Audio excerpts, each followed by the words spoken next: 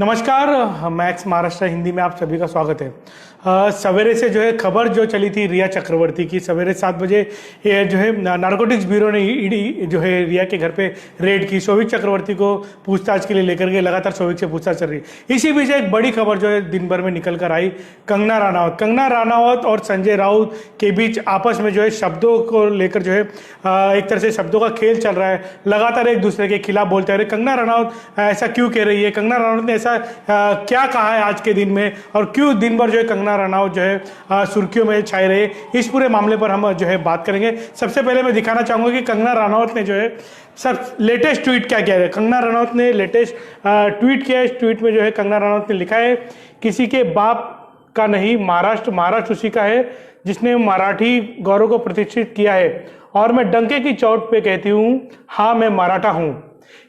आगे लिखा है, यहां तक तो ठीक है, समझ में आया कि ट्वीट लिखा है मैं मराठा हूं, उखाड़ो मेरा क्या उखाड़ोगे।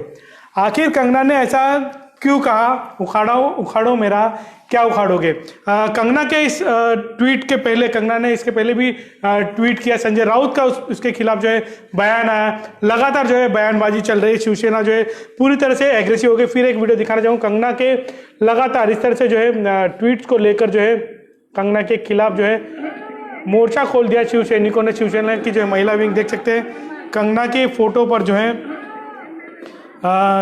चप्पल मारते हुए दिखाई दे रही है।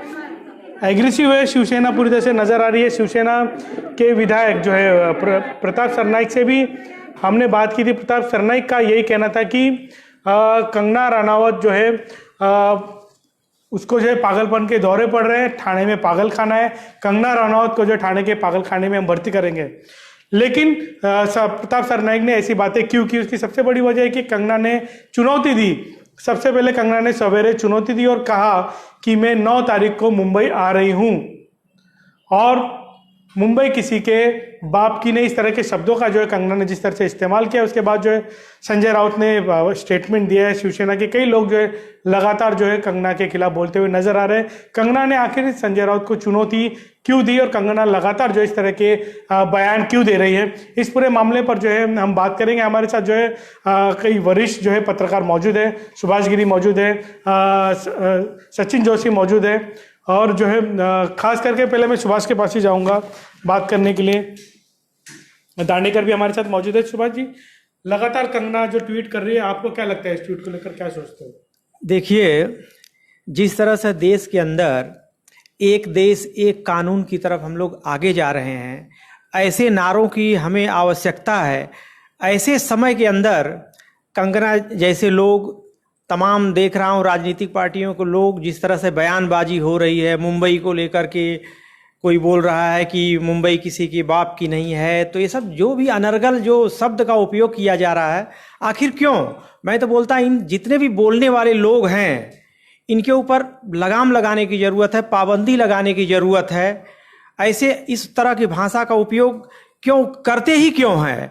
ऐसे मामलों में आज कश्मीर से लेकर कन्याकुमारी तक हमारा देश एक है। हमें एकता का नारा देना चाहिए। हमारा मुंबई, क्या इनके समझाने से, क्या कंगना हो या जो तमाम लोग जो बोल रहे हैं, क्या इनके बोलने से कि मुंबई की महिमा घट जाएगी और मुंबई के बारे में? अरे मुंबई को सभी, हमको यहाँ पे सारे लोग बसे हुए, मुंबई में पूरे हिंदुस्तान समाया हुआ, मुंबई हमको रोजी रोटी देती है। मुंबई के प्रति जितना हमारे पास, हमारे हिंदुस्तान जो हमारे गरीब मजदूर जो भी देश के लोग रहते हैं, जितना मान सम्मान है और जितना मुंबई से प्यार करते हैं, ये क्या हमें भाषा सिखाएंगे कि मुंबई किसकी है, तो कहीं कंगना बोल रही है? जो भी है, इनकी बातों का हम पूरी तरह से बहिष्कार करते हैं।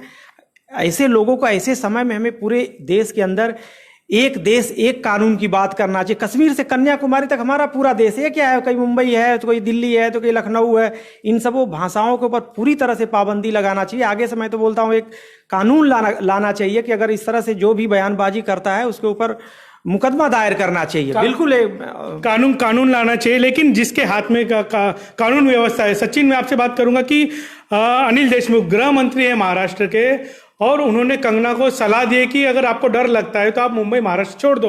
पहले उस पर आपकी प्रतिक्रिया जानना चाहूंगा, क्या कितना उचित लगता है इस तरह से अनिल देशमुख का बयान? एक पॉलिटिशियन ने अगर ऐसा कुछ कहा होता तो समझ सकते हैं, लेकिन जो होम मिनिस्टर है किसी स्टेट का, वो अगर ऐसा बयान देता है तो ये काफी सीरियस मामला हो जाता है। वो भी कंगना रनौत एक सेलिब्रिटी है, उसके बारे में अगर कहता है तो उसकी इंटरनेशनल न्यूज हो सकती है। तो इससे महाराष्ट्र का नाम तो खराब होता है, देश का भी नाम खराब होता है। दूसरा मुद्दा मुझे ये कहना है कि कंगना रनौत सुशांत सिंह के लिए लड़ रही है, तो ऐसी बयानबाजी करके वो सुशांत सिंह का केस जो है वो खुद कंगना ही कमजोर कर रही है, ऐसा सवाल भी खड़ा रहता है। और दूसरी जगह शिवसेना अब सत्ता में है, उनके ही मुख्यमंत्री है, महाराष्ट्र में कोरोना के सबसे ज्यादा पेशेंट्स है। तो इन सारी चीजों पर सब कंसंट्रेशन करने के बजाय अगर सत्ताधारी ऐसी छोटी चीजों में लग जाएंगे तो जनता क्या करेगी। तो ये सवाल है कि कंगना ने भी अपना जो ये रवैया है वो बंद करना चाहिए। अगर वो सेलिब्रिटी है मतलब वो कुछ भी कह सकती है, उसे कुछ भी कहने का लाइसेंस मिल गया है, ऐसा इसका मीनिंग नहीं होता है। और उसी जगह पर संजय राउत जी है, होम मिनिस्टर जी है, उन्होंने भी जो महाराष्ट्र के अभी जनता की जो प्रॉब्लम्स है उसकी तरफ ध्यान देना चाहिए, ये छोड़ के। आपसे यही जानना चाहता हूँ कि कंगना रनौत ने जो भी ट्वीट किया, क्या उसको लेट गो नहीं कर सकते थे, छोड़ नहीं सकते थे? संजय राउत का उसके खिलाफ बयान देना, फिर प्रताप सरनाइक का भी उनको धमकी देना, शिवसैनिक जो है पूरी तरह से सड़कों पर उतरते नजर आ रहे हैं। कहीं ना कहीं अब कंगना रनौत ही महाराष्ट्र में रह गया है। सही बात है, बिल्कुल सही मुद्दा है ये। शिवसेना इससे पहले भी ऐसे कुछ मुद्दे उठा चुकी है, कुछ लोगों को ऐसे टारगेट कर चुकी है, लेकिन तब शिवसेना अपोजिशन में थी। अब जबकि शिवसेना का मुख्यमंत्री महाराष्ट्र में है, शिवसेना सत्ता में है, तो एक सत्ताधारी पक्ष अगर ऐसी बातें करता है और वो भी किसी महिला के खिलाफ करता है तो इससे पक्ष की इमेज भी जो है वो खराब हो सकती है। ये वो लोगों ने सोचना चाहिए। क्यों इतना शिवसेना को गुस्सा इतना क्यों आ रहा है, आखिर क्या लग रहा है आपको? मुझे लगता है कि ये सुशांत सिंह जो है सब इशू, उसमें कंगना ने उनके एक बड़े नेता का भी नाम लिया था, उस नेता की इमेज खराब करने की कोशिश की गई है। उसके बाद शिवसेना की सत्ता है, उन्हीं के वजह से पुलिस पर भी दबाव था, ऐसा भी आरोप किया गया है। तो ये सारी चीज़ों के वजह से शिवसेना के मन में उनके खिलाफ गुस्सा हो सकता है। बात करूंगा मैं आपसे शिवसेना के मन में जो उनके खिलाफ गुस्सा हो सकता है। दांडेकर से बात करेंगे। दांडेकर कि कंगना का आप देख रहे हैं कि आप ट्वीट देख रहे होंगे लगातार सुबह से, जो है जिस तरह से कंगना बोल रही है, फिर शिवसेना की ओर से बयान आ रहा है, फिर कंगना बोल रही है, फिर शिवसेना जो है एग्रेसिव भूमिका में नजर आ रही है। ये क्या चल रहा है? शायद दोनों को एक एस्केप रूट मिल रहा है। शिवसेना को भी शिवसेना की काफ़ी बदनामी हो गई थी इस सारे चक्कर में, ये सुशांत सिंह के केस में, तो शायद उन्हें भी एक मौका मिला है। और अगर दूसरे पक्ष से देखा जाए तो शायद उन्हें भी यही लग रहा था कि जो सुशांत सिंह का पक्ष ले रहे हैं उन्हें भी यही लग रहा था कि शायद ज़्यादा कुछ निकलेगा नहीं तो इसको मोड़ दो। बाकी ये सब जो चल रहा है ये अभी बहुत अलग लेवल तक जाएगा। मुझे चिंता इस बात की नहीं है कि कौन सही है कौन गलत है, लेकिन ग्राउंड लेवल पे नीचे अभी इसके काफ़ी सारे रिपोर्केशंस आएंगे। मुंबई जो है वो हर किसी के सपनों का शहर है और हर जगह की एक अपनी अस्मिता होती है। अगर उस अस्मिता को हम चोट ना पहुंचाए तो उतना अच्छा होता है। जैसे भारत की अगर अस्मिता को कोई चोट पहुंचाएगा तो हमें अच्छा नहीं लगेगा, वैसे ही मुंबई का भी है। अब ये क्यों चल रहा है, तो शायद कंगना जी की फिल्म आने वाली होगी या सुशांत सिंह के जो केस है उसको उसमें शायद कुछ हाथ में नहीं लग रहा है, तो एक नया मुद्दा इन्होंने उठा लिया है। और तीसरी बात मैंने जैसे कही कि शिवसेना को भी एक मुद्दा चाहिए था कि जिस मुद्दे से वो कई सारे जो प्रश्न हैं उसका ध्यान बटा सके। अब ग्राउंड लेवल पे इसके सारे क्या रिपोर्केशंस होते हैं ये देखना पड़ेगा। और जो सुबह से न्यूज़ चल रही है वो भी महत्वपूर्ण है कि ये कहीं ना कहीं मराठी, महाराष्ट्रियंस और भूमिपुत्र के सन ऑफ द सॉइल इस सेंटिमेंट से जुड़े हुए हैं। तो बीजेपी दो धड़ों में बढ़ गई, ये जो चित्र थोड़ा बहुत दिख रहा है। तो ये मुद्दा दिख रहा है उतना आसान और ये नहीं है, ये और काफ़ी उलझेगा, अभी काफ़ी उलझेगा। गिरीश जी आपसे जानना चाहूँगा, बीजेपी दांडेकर का दो दलों में बटी। हमने देखा है कि बीजेपी के नेताओं के अलग अलग बयान आ रहे हैं। राम कदम कुछ और कह रहे हैं, किरीट सोमैया कुछ और कह रहे हैं, आशीष शेलार कुछ और कहते हुए नजर आ रहे हैं। 9 तारीख को कंगना ने चैलेंज किया, लेकिन अब बीजेपी में आपस में जो है सहमति नजर नहीं आ रही है। देखिए क्या है कि अब जिस तरह से शिवसेना का मुद्दा ही है, मराठी मानुस का मुद्दा, भूमिपुत्र का मुद्दा, अब देख रहे कि जहां थोड़ा सा भी अगर इसमें कमी तुरंत बीजेपी में इसमें 2 गुटों में बट गई। एक तरफ राम कदम जो है कंगना रनौत का समर्थन कर रहे, तो ये आज आशीष शेलार का बयान आया, उन्होंने कहा कि इस बार कंगना के बयानों से हम सहमत नहीं है। तो पूरी तरह से मामले को राजनीतिकरण का कोशिश किया जा रहा है। जिस तरह से देश के अंदर त्राही त्राही मची हुई, महाराष्ट्र इतनी सारी मुद्दा, इतना बड़ा पूरा देश के अंदर महाराष्ट्र जो कोरोना के लिए बदनाम हो गया, उस पर काम करने की जरूरत है। लेकिन बयानबाजी को लेकर के जिस तरह से एक माहौल बनाया जा रहा है बेहद बेहद ही शर्मनाक है। ऐसे कार्यों को हमें ध्यान देने की जरूरत है, जो हमें आज की जरूरत है, न कि इन बयानबाजियों पर ध्यान देने की जरूरत है। हमें बयानबाजी पर ध्यान देने की जरूरत नहीं है। दांडेकर, एक सेलिब्रिटी का मतलब एक्ट्रेस का इस तरह से बयान देना, बोलते ना स्लिप ऑफ टंग कहे, क्या जानबूझकर किया गया स्टंट कहे, मुंबई की पता है कि मुंबई के बारे में कहिए तो कहीं ना कहीं सभी राजनीतिक पार्टियां उठकर खड़ी होंगी और एक तरह से टारगेट करेगी। बात शिवसेना की नहीं है, सभी पार्टियां जो है कंगना के खिलाफ अब बोलती हुई नजर आ रही। कंगना अकेली दिखाई दे रही है। क्यों ऐसा किया कंगना ने? देखो, सेलिब्रिटी है तो शायद उनकी जिम्मेदारी ज़्यादा होती है, क्योंकि मैं कई सेलिब्रिटी को जानता हूँ। फॉर एग्जांपल अगर लेना चाहे तो जैकी चेन एक ऐसा उदाहरण है कि उन्होंने कहा था कि मैं अपने स्क्रीन पे कभी सिगरेट नहीं पीता और मैं मेरे निजी जीवन में भी नहीं पीता। अगर मेरा कैरेक्टर सिगरेट पिएगा तो मेरे बच्चे कई सारे फॉलोअर है वो ये करेंगे। तो शायद ये सूझबूझ हमारे बॉलीवुड में नहीं है शायद। और कंगना जी की बात करें तो शायद जैसे मैंने पहले कहा कि ये जो सारी चीज़ें हो रही है ये पॉलिटिकल गेन के लिए हो रही है। कहीं ना कहीं कंगना जी को भी इसमें कई सारी अपॉर्चुनिटीज़ नज़र आ रही है। अगर हम फॉलो करें उसके ट्विटर ट्रेंड को तो उनको जो प्रोटेक्ट कर रहे हैं तो वो एक जाना माना IT सेल का काम लग रहा है और उसके विरोध में भी कई सारी चीज़ें हो रही है।